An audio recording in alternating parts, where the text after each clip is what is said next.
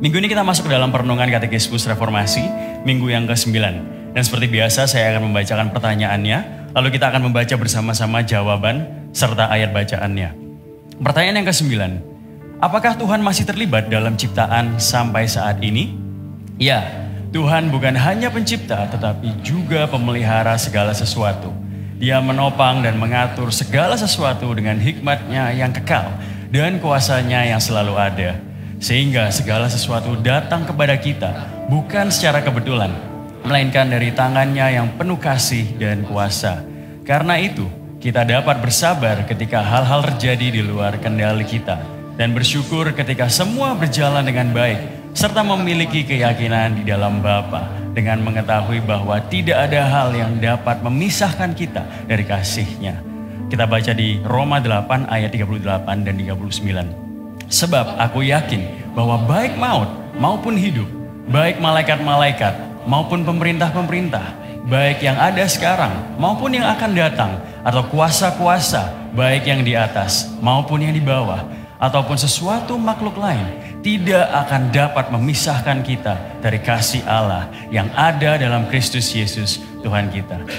Saudara-saudari, tuduhan yang paling sering diarahkan untuk mempertanyakan atau menentang iman kekristenan adalah jika Allah ada dan merancang semua ciptaan di dalam keteraturan, lalu mengapa ada banyak kekacauan dan ketidakteraturan di dalam dunia ini? Jika Allah menciptakan semuanya dengan baik, lalu mengapa orang-orang baik bisa mengalami hal-hal yang buruk? Sebagai orang-orang percaya, di dalam benak kita mungkin pernah terlintas sebuah pertanyaan. Mengapa sih orang-orang fasik bisa menikmati dan mengalami hidup dengan baik? Seolah hidup mereka terlihat tanpa kesulitan. Sementara ada orang yang hidup di dalam kesalehan, tetapi mengalami banyak sekali permasalahan atau pergumulan di dalam hidup mereka.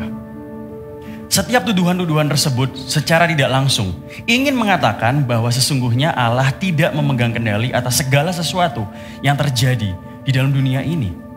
Namun kita semua, orang-orang yang ada di dalam Injil, kita tahu bahwa tuduhan tersebut itu tidak benar.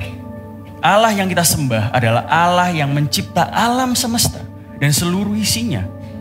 Dialah Allah yang berdaulat dan yang memegang kendali penuh atas segala ciptaannya, dan itu termasuk kehidupan kita.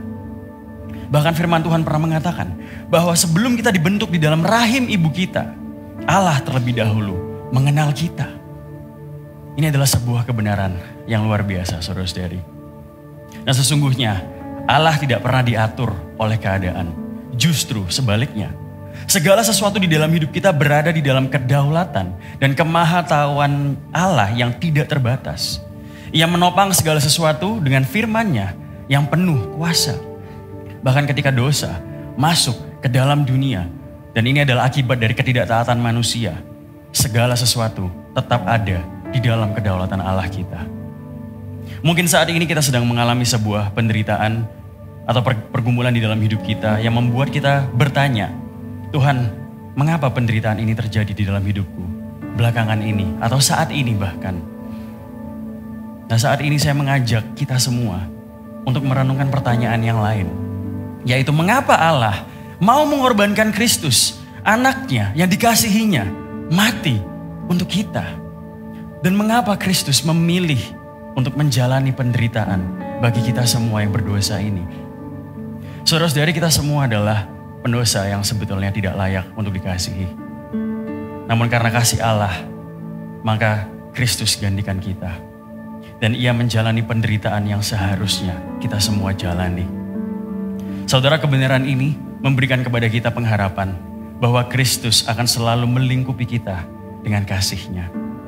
Sewaktu kita tidak memahami hal-hal yang terjadi di dalam hidup kita, apapun itu, atau ketika permohonan doa kita masih belum terjawab, maka mari kita sama-sama mengingat bahwa hal yang terpenting di dalam hidup kita bukanlah mengetahui apa yang akan terjadi hari ini atau besok, atau di dalam tahun-tahun yang akan datang, melainkan bahwa Kristus yang memegang hari esok kita, Ia senantiasa ada bersama-sama dengan kita. Hanya di dalam Yesuslah kita menemukan damai dan sukacita yang sejati. C.S. Lewis pernah mengatakan sebuah kalimat yang sangat indah. di mana ia berkata, "Saya tahu sekarang Tuhan, mengapa engkau tidak menjawab? Karena ternyata engkau sendirilah jawabannya."